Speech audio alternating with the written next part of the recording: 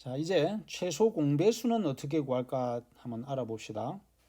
최소 공배수는 먼저 주어진 문제를 보고 순서대로 알아보면 어느 시내버스 정류소에 120번 버스는 4분마다 출발하고, 자, 이런 수학 문제를 읽을 때는 항상 문장에서 주어진 조건을 먼저 찾아냅니다.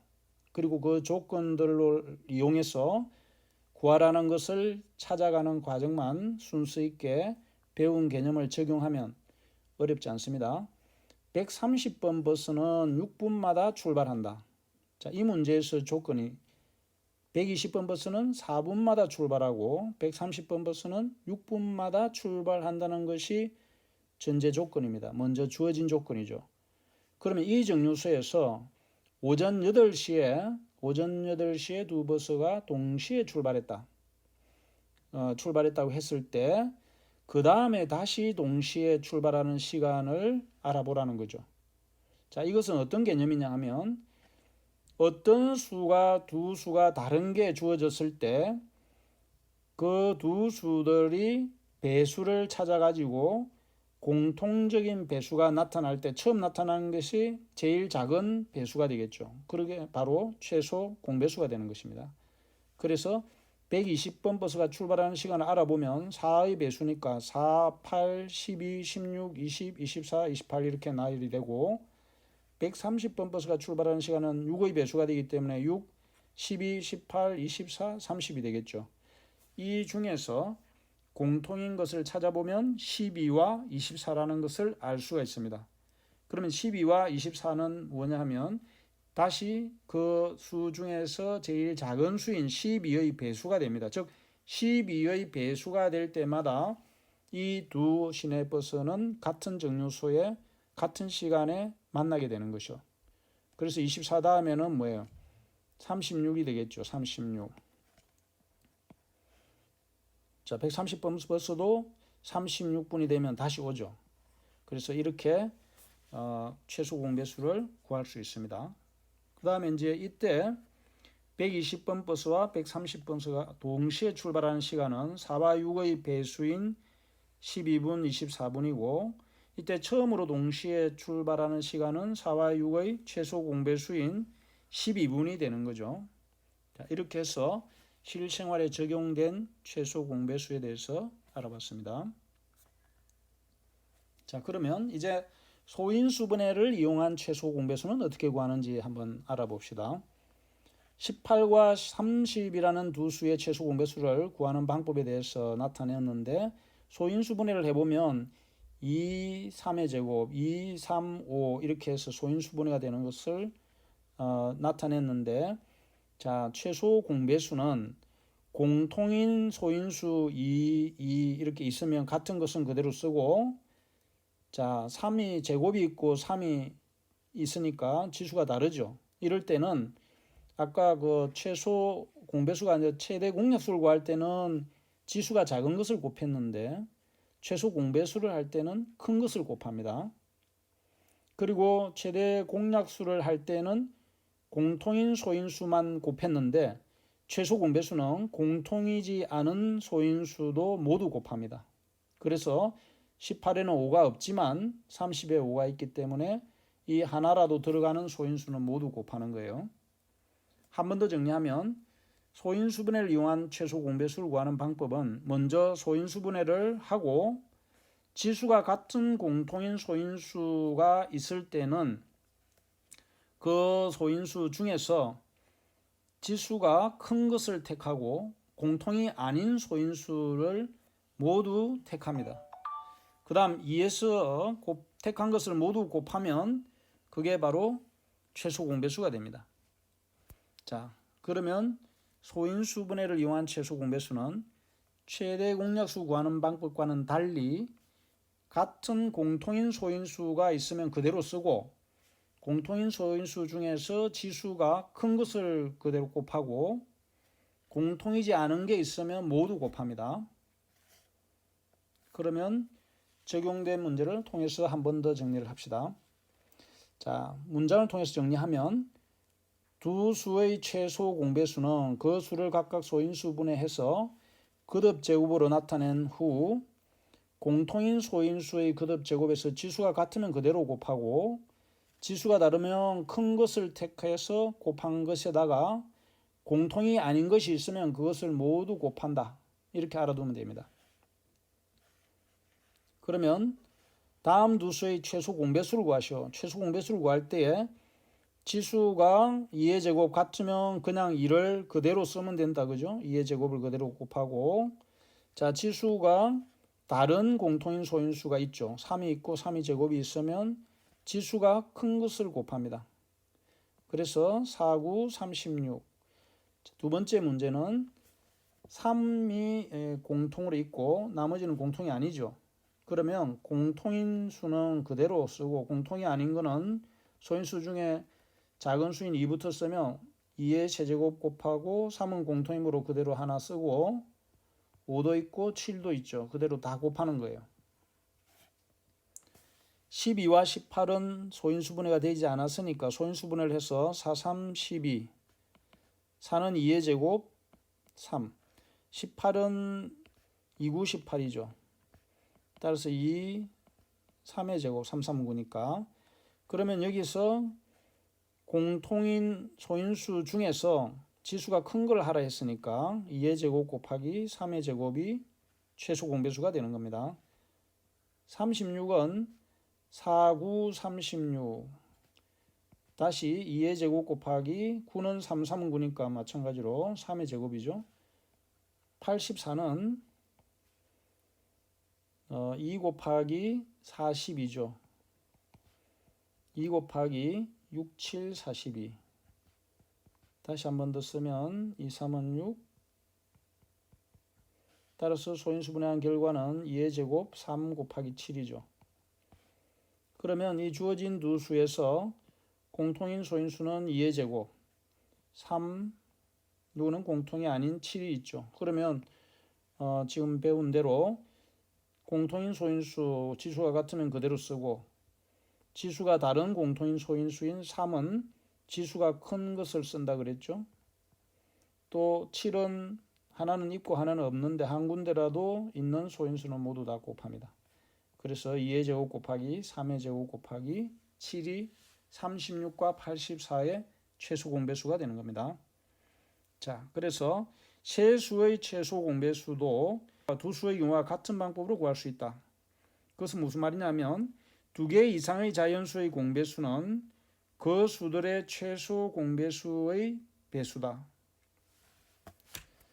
이제 세 수의 공배수도 지금처럼 소인수가 같을 때는 같은 것을 곱하고 같은 소인수라 하더라도 지수가 다를 경우에는 지수가 큰 것을 곱하고 같은 소인수가 아닐 경우에도 모두 곱한다.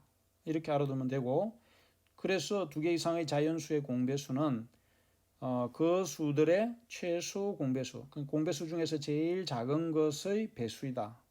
이렇게 정리를 해두면 되겠습니다. 자, 그러면 문제를 통해서 역시 최소 공배수를 한 번 더 알아봅시다. 자, 이렇게 숫자가 주어졌을 때는 소인수분해를 해야 되죠. 8은 2 곱하기 2 곱하기 2니까 2의 세제곱 12는 4, 3, 12 4는 2의 제곱이고 3 18 역시 2 곱하기 9 2, 9, 18 2의 제곱 9는 다시 3 곱하기 3이므로 3의 제곱이 되겠죠.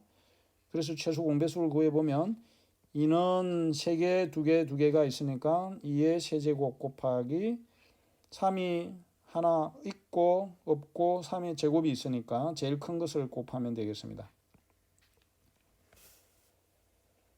다음 문제 6번에 보면 2의 제곱 2의 제곱 있으니까 역시 2는 제일 큰 수인 2의 제곱을 곱하고 그 다음에 보면 5가 있고 5의 제곱이 있고 마지막에는 5가 없죠. 그러면 이것도 역시 5의 제곱이 제일 큰 수니까 그리고 7은 한 개씩 있으니까 또 2 곱하기 5의 제곱은 7이 없지만 7을 이렇게 모두 곱하면 되겠습니다. 2번을 보면 2는 제곱, 세제곱이 있으니까 제일 큰 게 2의 세제곱. 소인수 중에서 3은 제곱이 제일 크죠. 모두 똑같이 3의 제곱이 있으니까. 그 다음에 5도 있고 7도 있죠. 이렇게 모두 곱하면 되겠습니다. 이렇게 3번처럼 이제 소인수분해가 되지 않은 수는 소인수분해만 하면 되겠죠. 8, 3, 24. 8은 2 곱하기 2 곱하기 2니까 2의 세제곱. 27은 3, 9, 27. 3이 1개 있고 2개 있고 이렇게 되는 거죠. 그래서 3의 세제곱. 이렇게 해서 문제를 많이 풀다 보면 한눈에 27은 3의 세제곱 이렇게 알 수가 있습니다. 54는 6, 9, 54죠. 6, 9. 6은 2, 3은 6, 9는 또 3의 제곱. 이렇게 해서 2 하나, 3이 1개 곱하기 2개니까 더해서 3이 3개 곱해졌다는 뜻이죠. 그래서 2의 세제곱 3, 3의 세제곱 2 곱하기 3의 세제곱이니까 최소 공배수는 소인수 중에서 2는 세제곱이 크니까 2의 세제곱, 3도 세제곱이 있으니까 이렇게 되는 겁니다. 자, 이제 35, 63, 84에 대해서도 35를 알아보면 5, 7, 35죠. 소인수분해 하는 것입니다. 63은 7, 9, 63인데 9, 7, 63. 소인수 3을 앞에 쓰기 위해서 한 거니까 순수는 바뀌어도 상관이 없습니다. 84는 조금 전에 알아봤죠. 84는 앞에서 2 곱하기 42. 2 곱하기 6, 7, 42. 다시 쓰면 2, 3은 6, 7.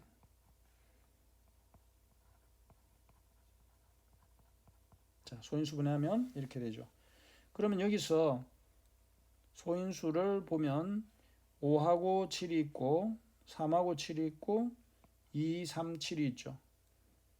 그래서 공통인 소인수는 이제 다 곱하고 공통이지 않은 것도 모두 곱하는데 제일 작은 소인수 2부터 구하면 2가 2개, 3은 2개, 1개 있으니까 없는 것도 있고 제일 큰 수는 3이 2개, 5가 있고 없고 이렇게 되니까 5도 하나, 7은 다 하나씩 곱해져 있죠. 7. 이렇게 해서 한 번 더 정리하면 주어진 수가 2개든 3개든 소인수분해를 해서 같은 소인수가 나왔을 때는 그대로 쓰고 곱하고 같은 소인수의 지수가 다를 경우에는 지수가 큰 것을 곱하고 같은 소인수가 아닌 소인수는 모두 곱하는 겁니다. 이렇게 주어진 문장제 문제가 있을 때는 문장을 읽고 주어진 조건을 먼저 찾는 것이 중요하다 그랬죠. 가로와 세로의 길이가 각각 198과 90인 직사각형 모양의 벽을 크기가 같은 정사각형 모양의 타일로 채우려고 한다. 크기가 같은 정사각형 모양의 타일로 채우려고 한다. 가능한 한 큰 정사각형 모양의 타일을 겹치지 않게 이어 붙일 때 타일의 한 변의 길이를 구하는 것이죠. 자, 그러면 문제를 이 문장으로 되어 있는 것을 무슨 말인지 그림을 그려서 알아봅시다.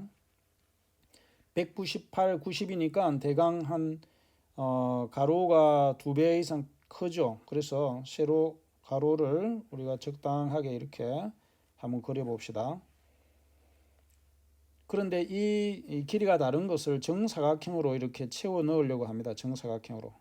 이 정확하게 어떻게 되는 건지 모르지만 예를 들면 이런 겁니다. 이렇게 해서 모두 채워서 빈틈없이 들어가도록 하려고 한다. 그런 거죠. 그래서 일단은 이럴 때는 주어진 문제의 숫자를 198을 소인수분해를 합니다. 자, 198은 아까 배웠죠. 1, 9, 8을 더하면 18이 되어서 9의 배수죠. 그럼 이건 9의 배수라는 것을 알 수 있습니다. 그렇지 않으면 끝자리가 짝수이기 때문에 2의 배수를 해서 2 곱하기 이렇게 하면 좀 더 많이 해야 되겠죠. 그래서 큰 수로 나타내면 9의 배수니까 9 곱하기 9로 나누면 2, 9, 18이 되고 다시 18이 남죠. 그래서 9 곱하기 20이라는 것을 알 수 있습니다. 그렇지 않으면 이렇게 하는 거죠. 198을 2로 나누면 29, 18 다시 29, 18 이렇게 되죠. 그러면 또 9의 배수니까 9 곱하기 11 이렇게 하면 이거는 3 곱하기 3 22는 다시 2 곱하기 11이죠. 그러면 2가 하나 3이 둘 11 이렇게 소인수분해가 되겠습니다.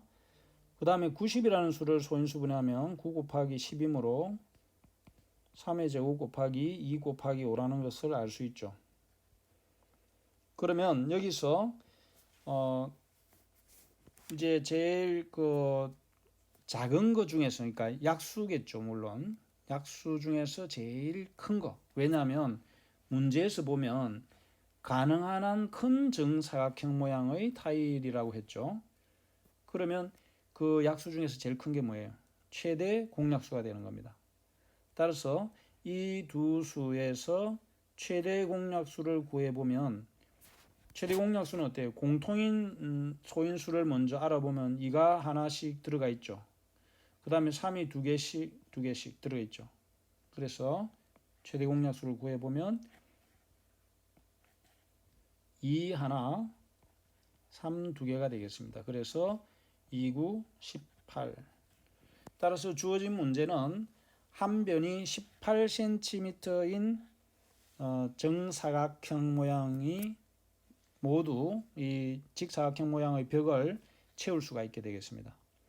그러면 또 문제를 조금 더 발전시켜서, 그러면 이 타일이 몇 개가 필요하느냐라고 하면 198에서 18을 나누면 되겠죠. 그래서 가로로는 몇 개가 들어가는지를 알 수가 있겠습니다. 그러면 18이 여기에서 몇 개가 들어가느냐 하면 나누기 18을 하는 겁니다. 그러면은 1을 하면은 11, 11개가 되겠네요. 그죠? 11. 자, 그러면 가로로는 11개가 필요하고 세로로는 90이니까 90을 18로 나누게 되면 90을 18로 나누면 5개가 되죠. 5일은 5, 5, 8, 40이니까. 그래서 이제 타일의 수를 만일에 구하라는 문제가 주어지게 되면 세로로는 5개, 가로로는 11개이기 때문에 55개가 필요하겠죠. 즉 55개의 정사각형 모양의 타일로 이 직사각형 모양의 벽을 모두 채울 수가 있게 되겠습니다.